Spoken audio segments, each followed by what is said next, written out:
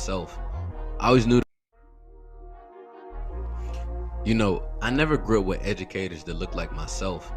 I always knew that wisdom was a powerful tool, but I also know that oftentimes we neglect it because of who it comes from. No, Facts. it's not necessarily just about being a king. It's more so about becoming a kingmaker. Man, you got to be close enough to relate, but far enough ahead to inspire.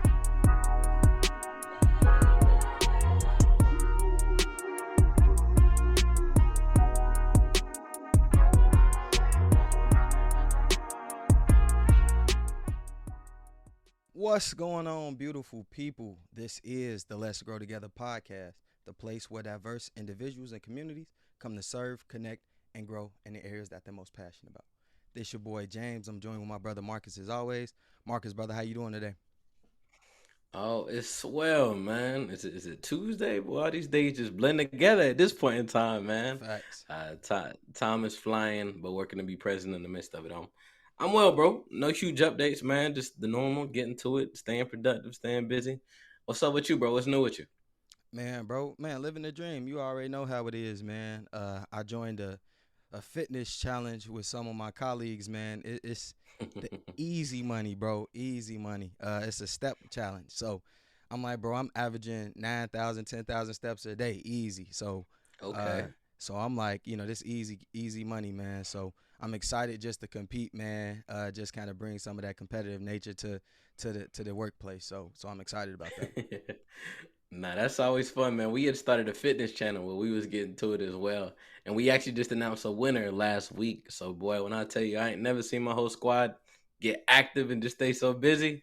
For Man, sure. that made me think about our challenges, bro. Every I gotta watch and everything so we can compete, Yeah, man. We gotta yeah. get back to it. Bro, and you wanna know what's funny, bro? Unintentionally, I had saw one day it was like, yeah, Marcus closed his rings. I'm like, okay. It told me, you know what I'm saying? Yeah, So I'm like, all yeah. right, bet. So I'm like, I gotta get to it real quick, just cause brothers got to it. So now, man, they actually have a feature on the Apple Watch where you can compete. So basically, Mm. throughout the week, we can compete to see who burns the most calories, who works out the most, et cetera, et cetera. So if you're interested, man, we could definitely tap into that. Nah, I'm definitely with it. Just like the third group or organization I'm working to compete with. So I'm all about it, man. Yeah. Competition make us better. So I'm always for it, good brother. For sure, for sure. Man, I got some of the, Awesome. the young bucks, bro, doing 100 push-ups a day too. You know what I'm saying? I Come told on. him, I'm like, one of my young bucks, he a power lifter. He in high school, he a junior. And he like, man, bro, I just squatted 345. I just did this. And then he'll tell me like, man, my back hurting. This hurting. So I'm like, all right, well, Mm. one, you need to get you a belt. You definitely need to make sure that you stretching properly. But I'm like, bro, let's work on some functional exercises like push-up. You know what I'm saying? Because I'm like, watch how if you do 100 push-ups a day for a month, I'm like, watch how your functional strength just increases. So he like, all right, Mm. bet. So bro, I'm talking about we literally drop down, get to doing push-ups, bro. He like, all right, let's see how many I could do. Do I got good form? Like he locked in. So the competition and the wellness is rubbing off in a good way. Nah, that's it. I love to hear it, man. Youngins, stretching is so vital. Take it from Facts. somebody who has had a lot of injuries because I hated stretching. Yeah. Stretching is vital. I was just telling the young buck that the other day. It's crazy. Talking about the competition, man. We're getting ready for our field day. So we're Yeah. doing a part one and a part two. So we're doing a spring component as well as a summer component. And Okay. man, we were just talking about doing like the little like potato sack races. We got relay races, man. I'm about to go be a kid, bro. I'm excited for it, man. It's about to be fun. Nah, that's lit, man. But you already know, man, I had to come with a hot quote today, man. So the quote What we says, got? you don't need a title to lead, just a purpose and a plan. Marcus, man, I'm coming to you first. What resonates? What comes to mind? Hmm. I think of my leadership style is kind of leading from the back, right? When you think about somebody who wants to be a leader, who has the clout, who has the power, all those different, right? I was talking to somebody in the military actually, and we talked about how most generals like aren't necessarily even on the playing board, right? They're looking from a whole nother perspective. But oftentimes when it comes to leadership, we like actually seeing leaders who are like in the front of the crowd, right? But you don't always have to have that title, that position, or people know that you're the leader or facilitator for you to be able to get the greatest incentive, which is seeing the collective impact and being able to orchestrate it. So my thought process exactly. A lot of my mentees are always like, "Why aren't you in the front of the picture?" I'm like, "Because I'm normally the one taking the picture." I don't Facts. gotta be in it to see the greatness that's within y'all. Yeah, yeah. Now that's 1,000%, bro. I truly agree with that. Like, it's not necessarily about the title; it's about impact. I've been saying that almost Hmm. the entire time you've known me, because I just think about like my own journey in terms of like being a leader. It was one of those things where people was like, man, when you talk, people listen. I'm like, man, I just be keeping it real. Like that was always Yeah. my approach, bro. I was like, man, Hmm. you could say anything about me. Like he's short, he dirty. Because I was a bummy kid, but I'm like, but I'm real though, And so people Hmm. gravitated towards that. So for me, again, it's not about the title. It's just somebody with a plan and a purpose. Nah, I love that, man. I'm interested to know what our guest got to say. I know he has a little bit of a unique perspective due to his life experience as well. So, Shakim, can you join me here, brother, and give us a little bit of thought on How y'all what does doing this today? mean to you? All is So I'm well, gonna brother. read it again. You don't need a title to lead, just a purpose and a plan. For me, that actually resonates a lot with me. I mean, a lot of my life, I've been in different areas and facets in my life where I haven't had a title, but I've actually been asked to lead or actually do something to be impactful for the area. And I think also with just creating Trace Sites, which is my nonprofit I created, I didn't have a title. A lot of people's asking me, did I go to college? What was I doing in the area? But I just had a plan that I wanted to actually help uplift the youth in my community. So, I executed that plan, got with people in my area, and we did our first book bag drive. So I resonate with that plan a lot, and that's really my motive behind my nonprofit. Love, love. Awesome, man. Nah, that's dope. So I know you personally, good brother, but for those who don't, man, who is Shakim? Well, Shakim is a father first. I'm a father of two. Also, family man, entrepreneur, a go getter, and also just a man of the community.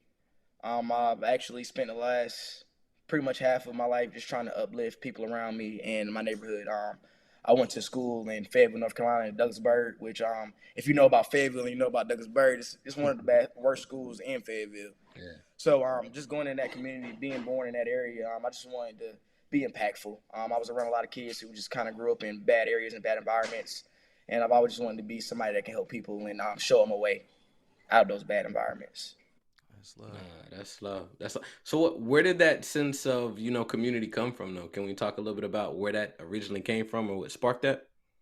Well, I can say, man, if you know me, I love history. So, man, I've been a reader my whole life, and I love Booker T. Washington. I love Malcolm X, and Carter G. Woodson are three of my favorite. And just seeing how they overcame slavery and different obstacles to, actually help their community, kind of always motivated me. So, as I grew, I just kind of always wanted to like make my ancestors proud and continue to, push on and actually motivate others.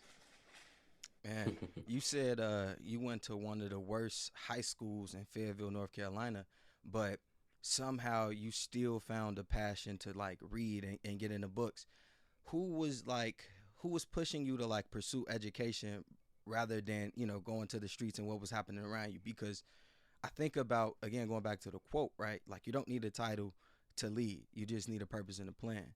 So I thought about myself like, man, people just listen to you, people gravitate to you, right? So like what inspired you to go a different path compared to those other people?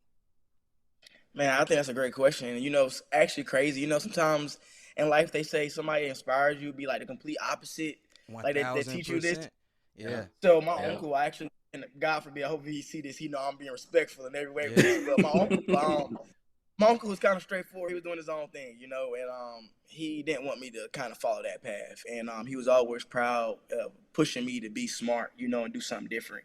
Yeah. He was always honest to show me the other side of what a lot of people thought was cool or the streets or whatever you want to call it. Mm-hmm.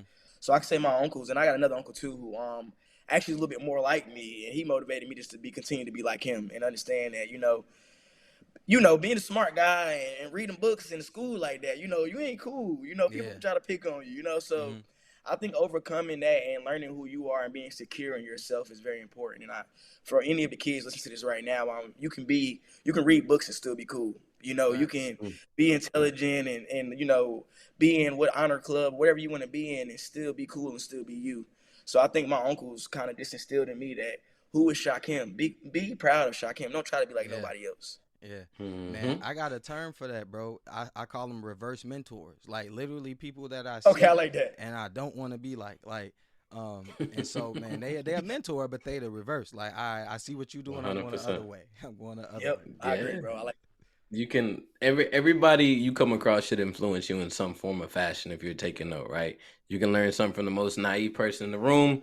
You can learn something from the wisest person in the room as well too. And just shouting you out, bro. That's one thing I always admired. Like Shakim was the smartest thug I ever met, bro. Like real talk. Like Yeah. Shakim would come in the room, use the biggest word, and then go out there and post up in the trenches. And I'm like, bro, like you are you are extremely versatile, and I definitely always admire that as well, bro. But you also had a sense of confidence where, again, a lot of people, to your point, aren't really comfortable dabbling in both realms. But the fact that you knew who you were, you knew you were smart, but you also knew where you came from, right, in the community, and how to be in alignment with everybody at that point in time, but still stay true to you, bro. And that's one thing I definitely admire. I want to talk Thank a you, little bro. bit about, yeah, nah, all love, man. I want to talk a little bit about now how you embody that same mentality, but from a fatherhood perspective, right? I know you got the little one. I know you mentioned you got two of the little ones as well. How are you going about instilling that same mentality within them as well? Well, I just let everybody know too. I got a bonus baby. I got my little boy, and then me and my girl is here with me. She got her daughter, so that's my bonus baby. So I count her too as well. But with my son, I think that's a great question, Marcus. Actually, I've been learning as I go. To be completely honest, as being a father with my son, I'm actually just Mm, also always just writing down and at nighttime, kind of just gauging, what was my responses with him, gauging our conversations, and like really asking myself, putting myself in, his shoes as a kid, and how would I want to receive that, Yeah. or how would I want to communicate with my father, which mm, I really didn't have a father in my life, my biological father. So every day, I just try to make sure that I'm aware of what I'm saying to him, and I'm also aware of who I am as a man. Because he's looking up to me. And if I'm unaware and I'm insecure and I'm kind of flip floppy, how could I expect my son to understand who he is as a man? So Yeah. I mm, try to gauge that, and then also. Now my bonus girl is a little girl. I've never been, had to, raise a little girl. So that's a totally different ball game. Yeah. oh And yeah. now I was just talking to my girlfriend just right before, this podcast, a show, that I'm learning how to be a little bit more soft and gentle with my girl. I can get a little rough with my son and I say something a certain way, but my girl, she might be like, I ain't feeling that. Yeah. So just always being aware of who I am as a parent and just realizing that at one point in time we were kids too. And how did we Mm, want to be spoken to? When we weren't heard and we were going through something, we wanted somebody to listen to us too and hear us out too. mm. That's real. Bro, I admire that so much, and I was just having a reflective conversation about a lot of maturity within parenting is learning to unlearn things, right? A lot of things that Yep. we saw growing up that we are accustomed to, that we may say that we heard our mama say, right? Or just it's kind of like a habit, it's a routine, but we don't reflect enough to understand how that made us feel at that moment. So maybe that's why we shouldn't continue to carry on this specific routine. Just because we heard it and we become accustomed to it does not mean that it was always right. To your point, our parents were kind of learning as they go as well.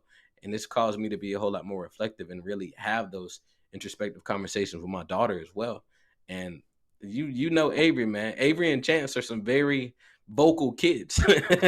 They will They give are. you feedback and they will ask you a question that makes you reflect on yourself. And you really have to be, one transparent enough to let that sit in and not let pride come into play, but two, really dive into that journey and analyze why you did what you did and understand you aren't always right within that as well, bro. So I think a whole lot more parents need to take heed to that approach, so I commend you. I agree. Thank you, bro. Yeah, man, it's hard for me to have like real comments on this conversation because I don't have kids, especially y'all got actual stories to pull from or references to pull from. But I just think sometimes, like y'all said, like kids really just want a voice. I think Mm-hmm. when we were kids, I think if we could try to be who we needed when we were kids, I think we would be okay. You know what I'm saying? Mm-hmm. Like, of course, it's not gonna be exactly the same, but I love what bro said. He said like, as long as I know who I am, and then like I'm Mm-hmm. just learning and growing every day, like it's gonna be all right. So Yeah. man, that's my 2 cents on the parenting piece. But Nah, I got you. yeah, You said something that sparked something else. I was yeah, doing some research on, and there was a gentleman who was talking about how in America we have parenting wrong, right? hmm A lot of times we we're bashful and in a negative sense when it comes to our kids questioning us, right? Yeah, yeah, But then bro. when we push them out, yeah, Yes, but then when yes, we push them yes. out in society and they're not asking questions and they're being yes men or yes women, then they're getting in trouble and we don't understand that we were the foundation of why they move the way they do. Hey, Marcus, bro, this how you know we tapped in. I saw a Yeah, similar yeah. kind of post that was like silenced kids become silenced adults. It's Mm-hmm. like if you Mm-hmm. were a kid and you had a problem, an issue, or if you had a question, maybe you were inspired or motivated by something and you wanted to share that Yeah. passion with your parent, and it comes off as mom, dad, that, you know what I'm saying? Like you doing extra stuff, but in reality, you really just trying to express something, and you don't have the tools to communicate that. But your parent will just be like, "Hey, 100%. go over there, go whatever, pop the Yeah. kid, whatever," and the kid like, "Dang, like." Really get the feeling away. Like, and I think about it now, bro, as an adult, we do the exact same thing, right? Mm-hmm. We get so pumped up, we get so motivated, we put together this dope program, event, etc. We then go try to like tell people about it. People don't show up, we get our feelings hurt. Nobody comes to hear us out. Like we hurt. Like when we go back into our little corner, like, damn, like, I gotta figure this out again. The difference is we know how to lick our wounds and keep moving. But as a kid, if we aren't instilling those different principles and values, like, all right, son, it's cool. Like, all right, just figure another way out. You know, if somebody, if he not listening, all right, go talk to dad. I mean, if she not, mom not listening, go talk to dad real quick. Like, try to figure out some way to get it done. Because if we just shut the kid up, like I'm telling you, like the kid is not gonna step up when he needs to when he's an adult. Hey, fellas, I got something to add into this too. Yeah. This is so crazy, Marcus. You just said that because literally right before we got on this conversation, me and my girl was just talking about this literally in detail because I was telling her that my only fear with this allowing our kids to speak is that where is the wall? Yeah. Where is like Mm, you can speak, but express yourself, but still respectfully. Yeah. And for I sure. was telling her, I was telling her that I feel like we as parents are starting to lose the tack of the respect. I feel like sometimes and I'm not speaking for everybody, parents. Nobody Mm-hmm. take me wrong on this. If Mm-hmm. this is how you raise kids, I respect it. But to me, it was a sense of respect. You know what not to say when we were kids, and I know we're moving away from that because, like bro said, a lot of us feel shunned. But now, sometimes when I'm speaking to some of the youth, they don't know when and what's not respectful anymore. They feel Yeah. like they have the right to say anything. Yeah. And my question to my girl was, how do we as adults to like bridge that gap? By allowing kids to feel heard, allow them to speak, Mm-hmm. but also tell them, it's still a respectful thing and it's still a certain way that you go about, speaking, Yeah. like people know how you feel. Yeah. Definitely. That's a Definitely. bro. That's a I, solid question. That's a real question. Cause like, mm-hmm. and this, I'm gonna let you get into it, Mark. I just wanted to say, like, as educated in the education space, like Marcus and myself, like we deal with this all the time. So you got it though, Marcus. Nah, two things. I'll give you personal experience with Avery. I'm gonna give you a personal experience that literally just happened with a kid the other day that makes me laugh as I'm thinking about it. Mm-hmm. I use a strike system with Avery, right? Mm-hmm. And if you get 3 strikes, you're out. And I'm not finna hear no more because again, you didn't deliver it in the proper format or fashion, right? And sometimes that's when she's being overly playful when there's a serious moment. That's sometimes when she's being a little bit boisterous, but sometimes it's just because she's energetic. But it's not a Yeah. situation for you to be, I need you to lock in. This is a serious moment. Then some of those keywords as well too. Like when I tell my baby to lock in, like, listen, I'm talking to the older, mature, future version of you right now. So I need you to receive it in that format and fashion, right? I remember when I was a kid, I used to get pinched in the store, right? Yeah. Yeah. When you're not acting according or you aren't doing something right, or you may be talking out of pocket, but you're in a public setting and can't be like really reprimanded for it, right? You're gonna get pinched. I remember some of those. Yeah. But there was a situation we had with I'd consider her a volunteer at this point in time. And you kind of know how kids are. They can identify the weakest link, right? Yep. and what I noticed was the kids were picking at her because they saw her as a peer, almost somebody less than. So when it comes to the parenting situation, one, that's never the case, right? You Yeah. got to understand the hierarchy associated with it. And that's where the checks and balance come in. But that's also where the understanding happens after the fact. How many of y'all can reflect on when y'all got popped or when y'all got reprimanded as kids, and then that conversation that came after you got Yeah. reprimanded to tell you why Uh, you got reprimanded? Yeah. that or we hated during. with a passion. Yeah. Yeah. And sometimes you ain't even get no reason why. You just got popped. You know what I'm saying? You like, Yeah, dang. And I think you that supposed to those know are the why. worst ones. Exactly. You're supposed to know why, bro. You're supposed to know why. And you know, I have to give grace to parents out there because I Mhm. also have to realize that they're human too. Like they going through Yeah. things that kids Yeah. don't understand. Like we know this. Kids got one track mind. You know what I'm saying? So Mhm. we got to give some grace to the parents too. But I think Marcus, what you were saying is like we had consequences for our actions, whether it was getting popped, getting pinched, getting put in a corner, like whatever it is, there was some type of consequence. I feel as though like these kids, they don't have as much of a consequence for like disrespect. Because like I Mhm. work in a space where there's elders that's there, there's young people. Now I consider myself big bro. You know, they got the scale as YNs, big bro, all that. So I'm big bro, right? So I might not care if you use profanity around me as long as it's not excessive, right? Like if you not calling your homie a B word and all that, maybe because we got a PlayStation, so they play the game. So I know how I get when they competing, right? So I'm like, Mhm. cool. But like, all right, if there's an elder present, that's over with. Like I don't want to hear none of that because it's an elder present. I don't curse around elders. Why would I allow y'all to do that? So I think it's a respect thing, but sometimes they don't see that because I see how they interact with their parents, and I'm like, dang. But again, Mhm. it goes back to your point, Shakim. Like, you was like, man, where's the boundary? Where's the line in the sand? Because maybe those parents did allow their kids to like the freedom to speak, and they then never drew the line, so the kids now see them as friends and not as parents, and that causes a major problem later in life. Um, so I think, man, I love Marcus what you said, man, having some type of system in place, like a 3 strike system for sure. Like, all right, you did curse 3 times, bro. We need you to have to up your vocabulary at this point. You have to use some other type of words, bro. Come on. And Shakim, I'm curious to kind of ask you as well. I know you got a little bit of a military background as well too, so I've Yeah. always noticed that structure and that discipline with it. I'm curious to know, one, what did the Army contribute to you from a self discipline perspective, and how does that kind of carry over to the day to day life in which you live as well? Well, I could say, I would first just like start off to say that every young man out here that doesn't really know what they want to do with their life, I can't suggest anything. But for me, maybe some sense of military or some structured organization that has a path for elevation is, or like ranking. You can you got a path to success in that organization. It's sometimes to me always a great first start. For me, the military was the best thing that ever happened to me. I grew up in a community where, I mean, outside of working at a plant, there really wasn't nothing to do outside of sports.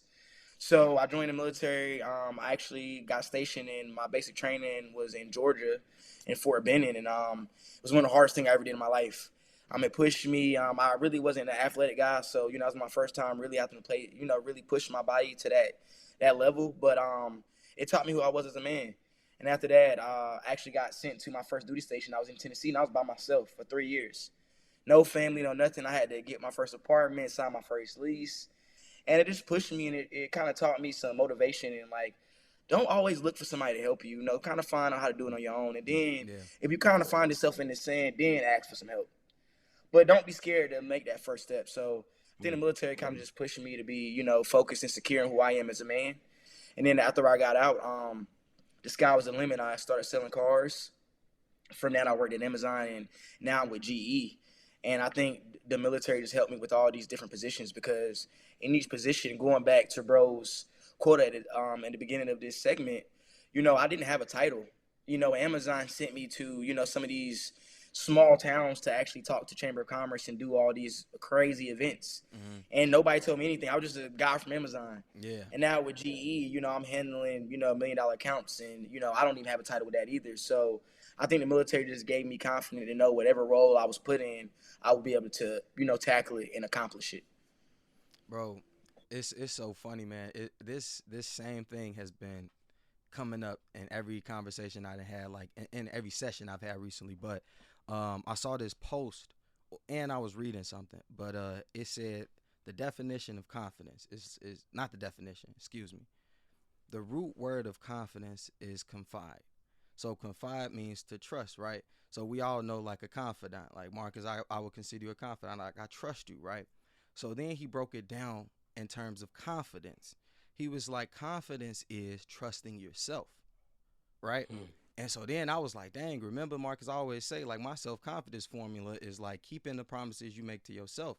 But then dude was like, you can also trust the work that you've put in, right? So if you know that you've done the work, I think Mhm. about my favorite athletes. I think about the people that have excelled to the highest heights, and I'm like, I really believe that they put the work in, whether they win or lose or draw. Like, they can trust the work. That's why they're so confident. That's why Steph Curry can pull up right past half court and shoot that three a million times and have confidence Consistently. that it can go in because he's put the Yeah. work in. So, bro, Hmm. when I hear you talk, it just reminds me of that confidence piece where it's like, man, the military, going through Douglas High School and becoming, avid reader and just focusing on education, bro. Like, you really was putting the work in to build this confidence. So it's like, Yeah. and it's like, bro, like, I wish we could, like, every kid that I talk to, I'm trying to give them this, because I'm like, if you can start to trust yourself because you're doing the work. Like, now, if you're not doing the work, I get it. Like, you shouldn't have confidence. You know what I'm saying? Yeah. None That's of the us point. should. Like, none of us Yep. should.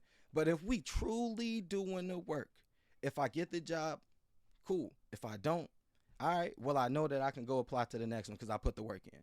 So, bro, that gave me another level, bro. Because I'm like, if we think of confidence about that, because it's us, bro. Like, it's not Yep. about nobody else. It's about your ability to trust yourself. And it's either you keeping the promises you made, and you also putting the work in when nobody else is watching. So shout out to you, man, for doing that. And also, man, shout out to both of y'all, because both of you guys moved away from home after, getting to a certain stage and then starting a family and starting your own thing. And I think that takes a tremendous amount of courage and confidence, because I've never lived anywhere other than Chicago. I mean, when I went to college. But to do that, I know it takes some courage. And I know, and I've heard, I'm not going to say I know, that when you go to a different, like, place and start over, like, that's one of the quickest ways to accelerate your success, because you really, a lot of times, by yourself, you really have to figure it out. Like, you Hmm. don't have mama and dad right down the street. So I really do commend y'all for that, because it does take another level to do that, Thank you, bro. But for it's sure. it's crazy how relevant this is, because we're actually looking at potentially transitioning sooner than later, and I Yeah. find myself in the same state where, like, I'm kind of plugged in where I'm at. I gotta, Yeah. I'm at a position in my life where I don't necessarily want to go out my way to make new friends, but you Yeah. gotta, again, get comfortable being uncomfortable, again, to be able to succeed. So, bro, that's beyond relevant. And I always tell my squad, one, trust the process. You know what I'm Yep. saying? I know you may not see the light at the end of the tunnel, but at the same time, you are in the midst of the process currently. So lean into it and be that much more intentional with every interaction, because I think we don't enjoy the midpoint of the journey as much as we should. We enjoy the Yep. beginning when we have the euphoric kind of moment, and we enjoy the end when we get there. But once it's over, all you got to do is be able to reflect on it, but not actually enjoy it throughout the process. So being intentional about that. Um, Can I sh- add a sh- book in there real quick? yeah, yeah, Hey, yeah, I just want yeah. Always. to throw a book in there, man. For anybody who watches this podcast, and for my brothers right here, man, a book that changed my life was "Breaking the Habit of Being Yourself" by Dr. Joe Dispenza. I Dispenser. mean, if y'all read that book, man, I Yeah. think that's a Yeah. great first read. That book changed my whole life, and I mean, it just gave me a new trajectory on. Like I said again, just always realizing that as long as I'm making a step forward every time, I'm going to eventually get there. It may not be when I want it to be. We always want everything. My stepdad got this thing where he said we're in a microwavable generation. We want everything right now, Hmm. Yep. But Yep. sometimes we Hmm. got to put it in the oven. We got to warm that oven up, let it preheat, put it in and let it cook sometimes before we get what we want sometimes. Hmm. That's And real. it's crazy you said it, because I remember, like, instances when you was in the city and I will pull up on you, and you would always talk about, we would always ask about basically our goals and what we are within the process. And I think we were really able to be like accountability partners to that extent, where I Always. remember you would say something may fade off, something might fade off on my end, and we gonna bring it back up, like, no, no, no, what happened to that same energy? Yeah. You know, Yeah. and Yeah, and you was and, talking and it about a was week ago. but it was beautiful, because what I noticed from that is there was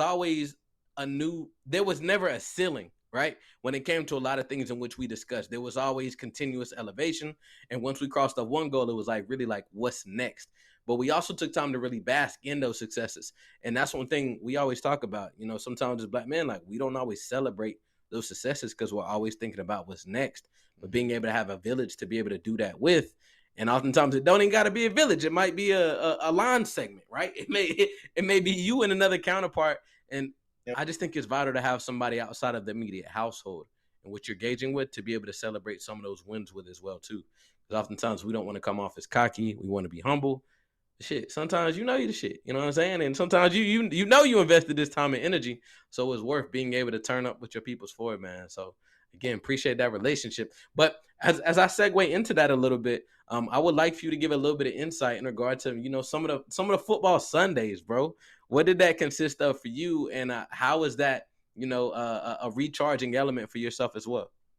So I want to just give a quick segue into how we even know each other. So me and Marcus, I stayed with my biological father for literally like one semester of 8th grade, and I went to this school in Asheville, and I get into the school, and teacher's like, "Hey, look, I'm going to assign you like a class person, like a battle buddy, that'll take you around and That's show you the funny. ropes."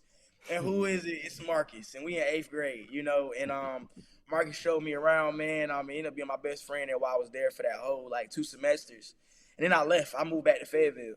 I didn't see Marcus. I didn't see talk to anybody from that school for almost about 5-6 years. And then randomly, I don't even know how we ended up linking up. I think it was like social media or something. But Marcus hit me up one day. He's like, "Man, I'm in Fayetteville State." I'm like, "What?" So at the time, I was in the Army, so I wasn't there, so I didn't get to see him. And eventually, we ended up linking back up. And but he had already had a nonprofit, and I wanted to start a nonprofit. So he pretty much put me under his wing. He showed me how to start my nonprofit. He introduced me to pretty much everybody in Fayetteville, and he pretty much helped me start my nonprofit. And from there, he introduced me to a group of men, which I always wanted to be in a part of, because it felt like for me being in an environment that I came from, it was hard to find positive black men wanting to talk about positive things. So he introduced me to a group of college educated black men, and we started doing football Sundays. Okay. So every Sunday, somebody had to host it at their house. We would bring snacks, whatever you needed to bring, and we would all just come together and kind of talk about what happened throughout the week. And for me, it was what was needed at the end of the week, after Sunday, after having a long week. Getting to link up with my brothers and just have a great conversations and unpack was everything for me. And now, man, now I'm moving away. I feel sad, man, because we really carried that for almost about 2 seasons. We was doing Yeah. that, and Yeah. every year we were consistent with it, even having a group chat. Yeah. Yeah. Now that's lit. I kind of remember Marcus mentioning that. I kind of remember him mentioning that. So that's love, man. I actually know he was doing that. Um, Yep. but I love to kind of hear a little bit because you talked about your military experience. I would love to know how that translated to your role. And one, you talked about selling cars, but also in the role that you have now. Like what tools did the military teach you that you're able to take into that job now? Well, I'll let a lot of people know too. I got a logistical background. So when I Okay. originally joined, I was a unit supply specialist. First of all, the military just taught us being on time and taught us about never. My commander's one of his things was like never bring me a no. I always have an yes. I always have a yes. I always have an answer. Even if it ain't the best answer, I always know something. So I think that was a start. And the military always kind of keeps you busy. Like, a lot of my Mm. commanders were in the military. They were going to school. They were leading. Some they were playing basketball. So it was kind of always pushing you to take on a new job or take on a new role and never be okay with just the status quo. So I transitioned that, and actually one of my first jobs when I was in supply was I actually had to go and talk to different supply guys around the whole post. And in the Army, if you know about the Army's huge. So it's not like it's all friendly. It's like if you go to some area, they may be like, "Get out of here." So that was my first actually like knowing how to deal with people and people interactions. So I actually took that skill and actually meshed that with selling cars. I got out of the military, and I actually worked for my uncle. He's actually a Marine veteran, and he actually started his own car lot. And in our first year, we were able to sell 100 cars in Fayetteville, which is almost insane for a small car lot. So Yeah. I took all the military skills of just not being scared, just taking ownership, and never taking a no, and always trying to look for a yes. And now I'm currently working with GE, and I'm actually doing logistical routing now. So we actually work with different partners across the globe, and we actually route packages from Asia to here in America. It's dope. Mhm. I would also add to that, just again, just personally knowing you, just the continuing learning component. I heard you mention again, your sergeants, those who were above you, were always had their hands consistently full doing numerous different things. Bro, I remember when I met you, bro, and when we chopped it back up when we reconnected, bro, you like I'm reading like 5 books at once. I'm like, bro, how? Like, Yeah, how are you doing? yeah, But I noticed they all had like different elements. But I knew you was really reading it because in mid conversation, you'd be like, oh yeah, in this book I just learned it. And bruh literally just had a story and a deep dive explanation for everything that oftentimes a lot of people think is excessively complex. He just had a great ability to be able to break it down, man. So I thought that was pretty dope. And I know a lot of that had to do with just being a scholar in which you are as well too. So yeah, that was again just flowers is necessary. Hey, Flowers I is just want to say necessary. Booker T. You know, I just want to shout out Booker T. Washington, man. That's one of actually my favorite historians, my favorite guys. I don't know what period you would attach him to, or how you would describe him, but I know African American leader. But man, just his motivation and his like due diligence to always learn more. And I think also, you know, he had this great perspective that when he actually moved to Tuskegee to actually start his school, he would actually go to a lot of houses in the South and actually teach them history and teach them schoolwork. And what he always found crazy was that a lot of black people didn't know how to read time, but they mm, had clocks. yeah, They didn't have spoons, forks. They didn't have chairs. They didn't have anything else, but they had clocks. They had pianos.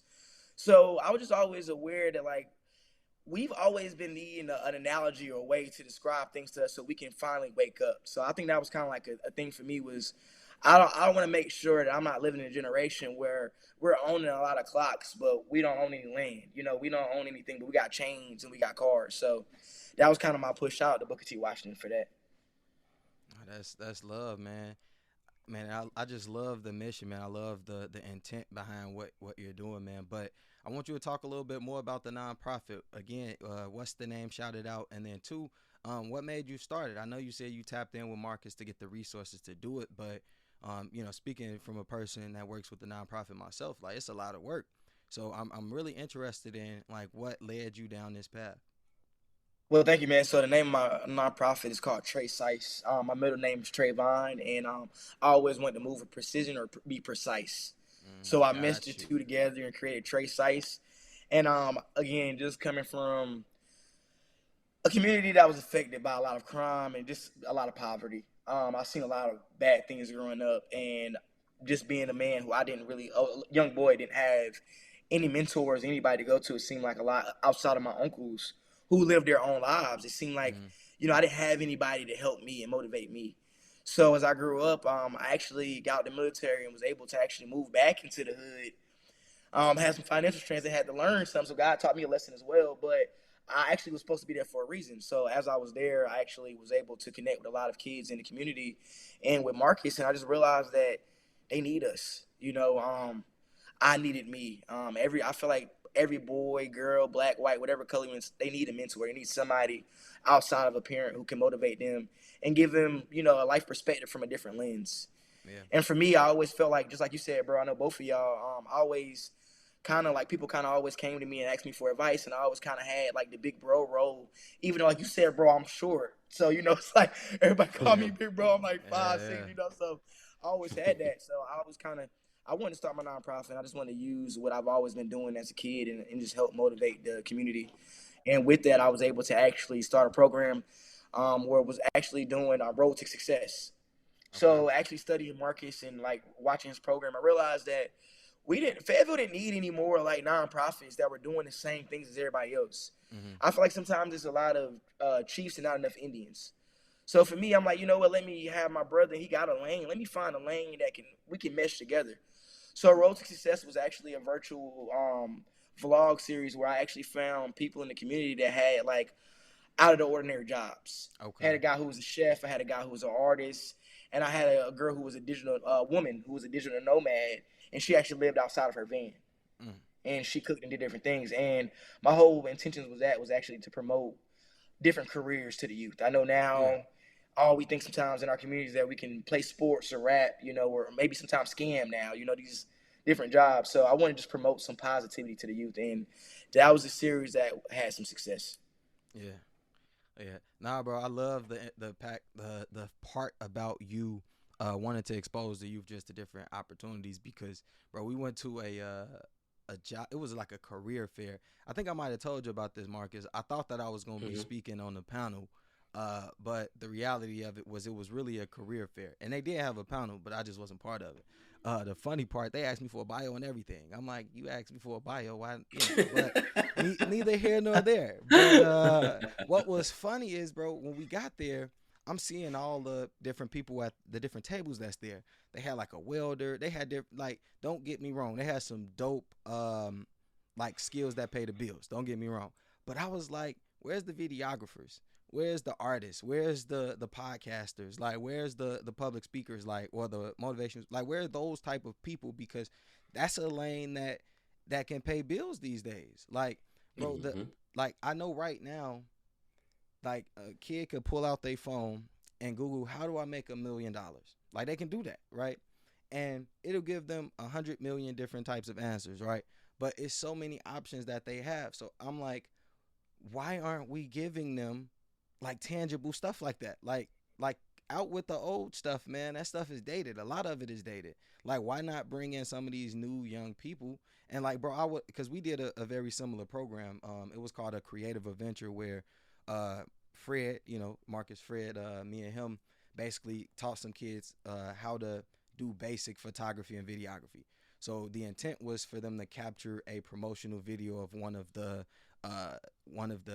advisory boards at my job.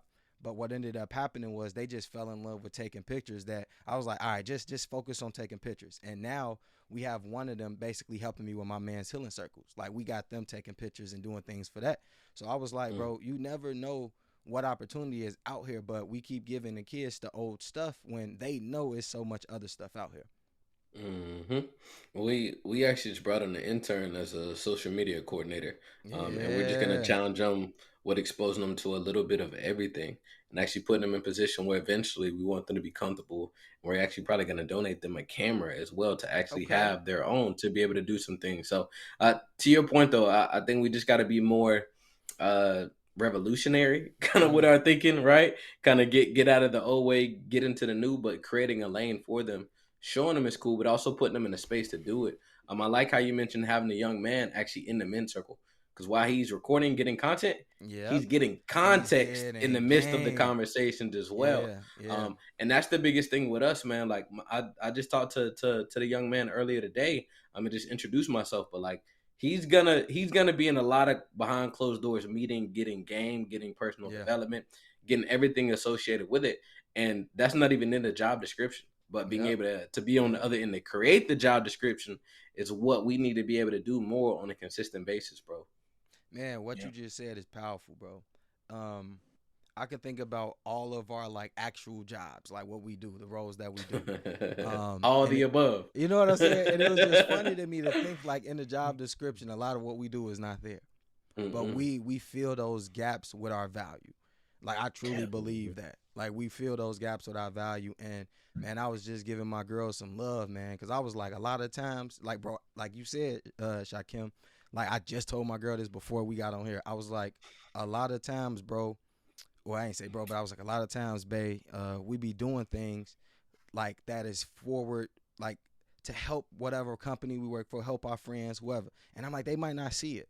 I was like, for whatever reason, like, cause she got up at 6 this morning, went into work, got busy to do some stuff she needed to do. And I was like, they don't know that you're not a morning person.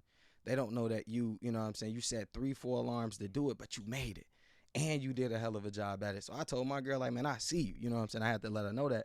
But I was like, for y'all, man, I know it's work that y'all do that don't go, it goes unseen sometimes. But as we know, we putting that work in, so we know that we gonna get the results. We gonna get the love. We gonna get the affirm, the esteem from somewhere else, even though people ain't giving us that validation. So I see y'all, brothers. I want y'all to know that. Hey, I appreciate that, Salute. bro. And I want to speak on that too. I think it's just important, real quick, Marcus. My bad, I didn't interrupt you. Nah, cause you Just about to go also, exactly where I want to go. I already know it. Yeah, nah, good yeah, stuff. just also just speaking life. Shout out to you, my brother, for just saying that, speaking life into our women. I think Yeah, as Hmm. black men, we're just as a team. Sometimes, we get so wrapped up into our own selves that we don't see our partner trying. And yeah, sometimes it just be, excuse me, sometimes for our women it just be us acknowledging those small things that just motivate them. That's all they be needing sometimes. Yeah. So for everybody, watching this podcast too, just make sure you analyzing your partner and you see them, trying hard, and don't be fake with it. But if you can, give them some motivation too. Let them know you see them trying too, because like you said, sometimes it is hard getting up early in the morning. I think us as men, we're so used to us doing certain things a certain way, and it's not hard for us. So we assume it's like that for everybody. Yeah. But my girl lets me know sometimes too, like, hey, look, this is a little. I'm learning with this one. Maybe it's Yeah. like that for you, but it may not be like this for me. So every time I try to, we all just like you do, bro, with her. We try to make sure we just acknowledge when we're proud of each other, and also always try to be each other's like partner or like teammate. Yeah. Yeah. Yeah. Hmm. We gotta take the blinders off sometime and get off autopilot. Because a lot of times we're being so focused on what productivity looks like for us, but some of the things that they do, again, like bro, I walked into the crib, the crib was spotless the other day, and wifey was just going crazy after I took Avery to gymnastics, and I found myself walking directly to my office to hop on the task, but I had to come back, kiss on the forehead, like, babe, like you did your thing, like I appreciate it. Yeah. And again, like that's some people that may be minimal, but like for me, like you're taking a burden off my plate. I appreciate you, because I was assuming Yeah. I was gonna have to do that when you get done with homework with Avery. That was gonna be the next thing I Bro, gotta but what do. you want to know what's crazy, Marcus? I can see myself not coming in and not doing that, and then my girl being fake, like upset, and I'm not seeing why she upset. But then I can see me doing it and seeing her like really receiving it, giving me like, it's funny because like, bro, I would definitely not even think about like, oh damn, my bad, I just came in. I knew I had to hop on this call real quick, but then like you said, bro, it take 2 seconds to, what I'm saying, it take That's 2 seconds all. demo real quick. So then shout out to you, Yeah. man. But We that's just real. we gotta get off autopilot and turn our blinders off.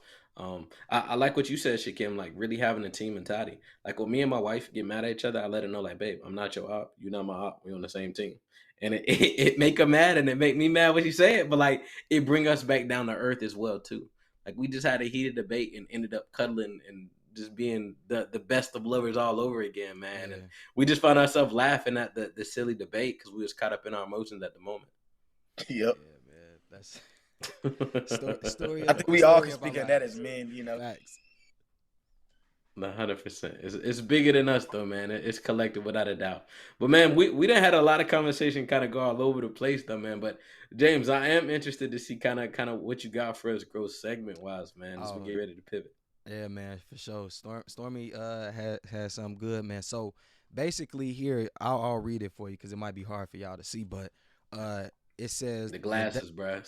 yeah, Let me facts. stop. But the definition of vulnerability, it says the state of being exposed to the possibility of being attacked or harmed, either physically or emotionally. So the gym that Stormy left said, don't be vulnerable, be emotionally open.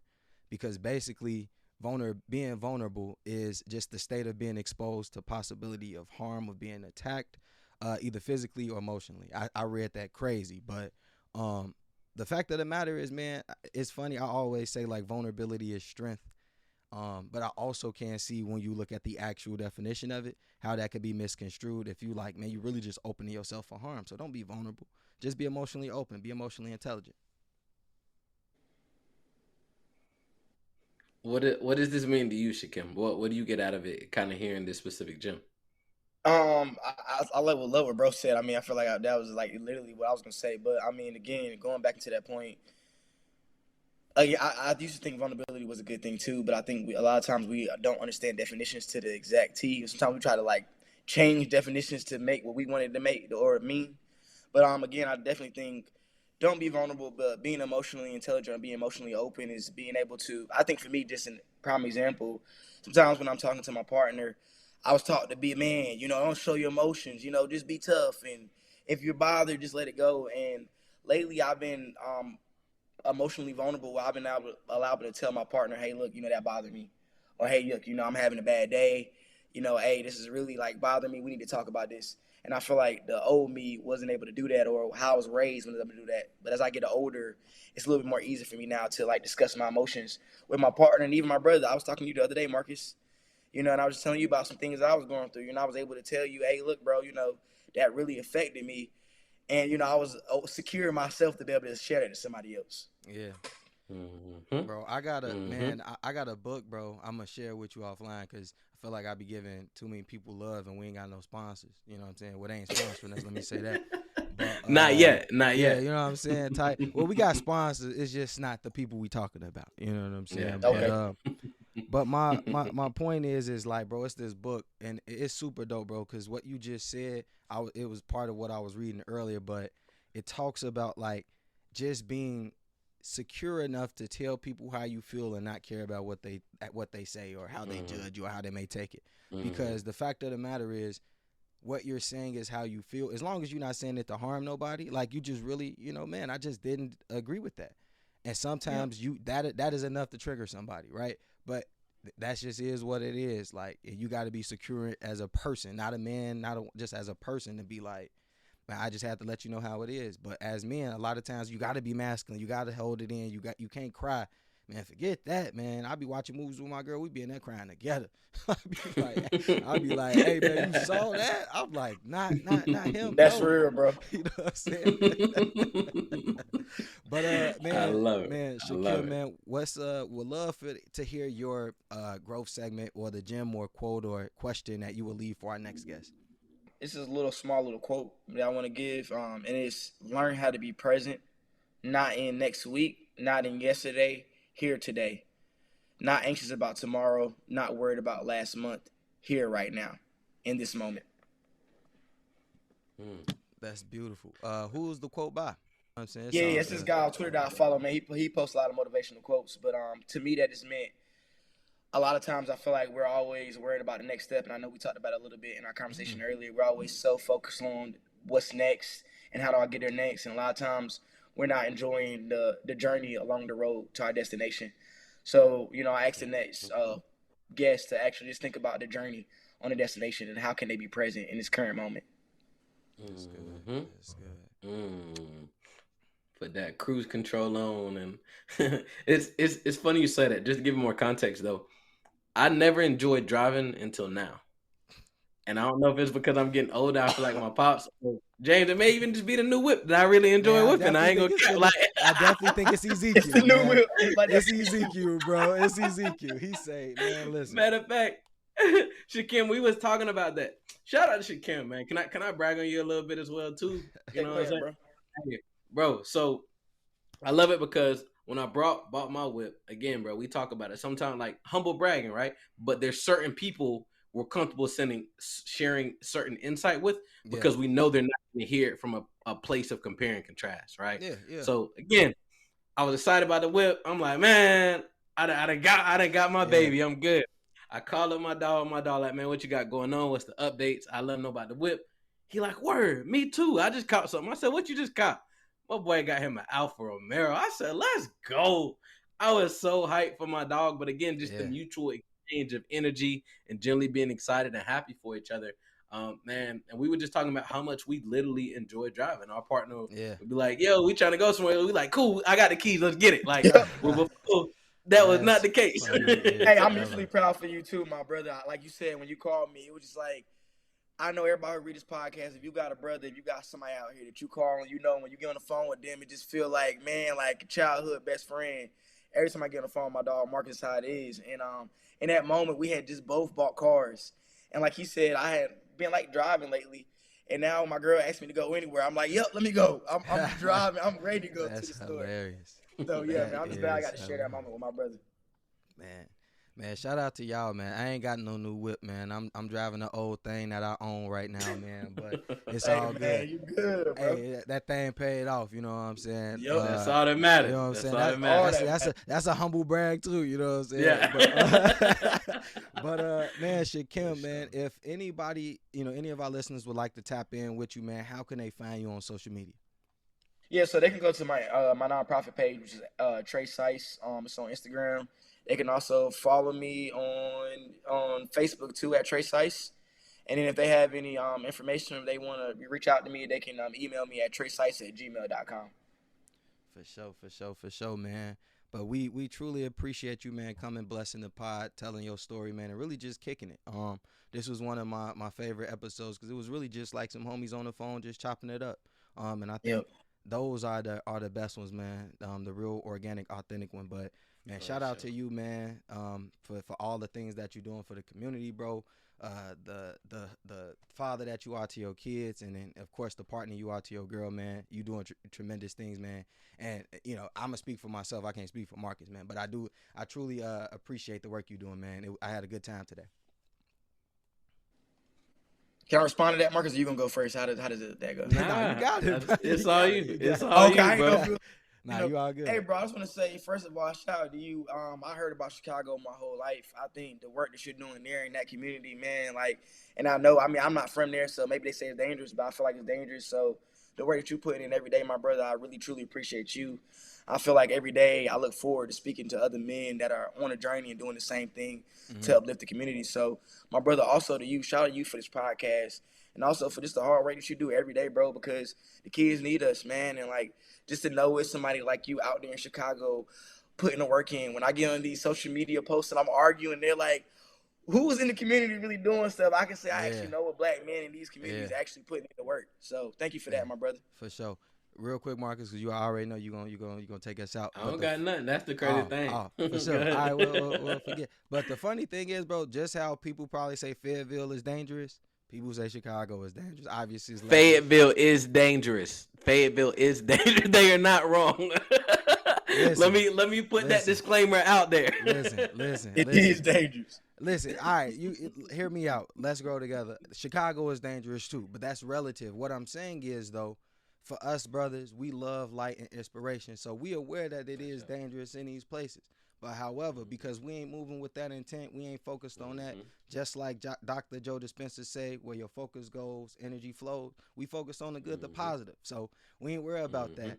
But because that was so dope, let's grow together, family. That's it, man. We really appreciate y'all. Until next time. For sure. Trying to find me a balance in life.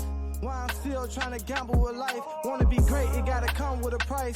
Gotta watch what you ask for. I strive for these moments in life. I'm still learning and giving advice. I try carrying the weight of the world. See, I saw when I was losing myself. I had to catch my breath. Nobody got you like you got yourself. So it's important for you to know who you are. Cause in the dark you gotta fight with your heart. Even if your heart broken apart. But they still gon' judge me. So tell me how that's been here for me. I had to see that everybody didn't love me. Like everybody ain't for me. I took chances just to see for myself. Cause for the longest I've been hurting myself. Trying to blame someone else. I stand on it, don't regret what I did. Cause I can live that my intentions were real. My heart just needed to heal.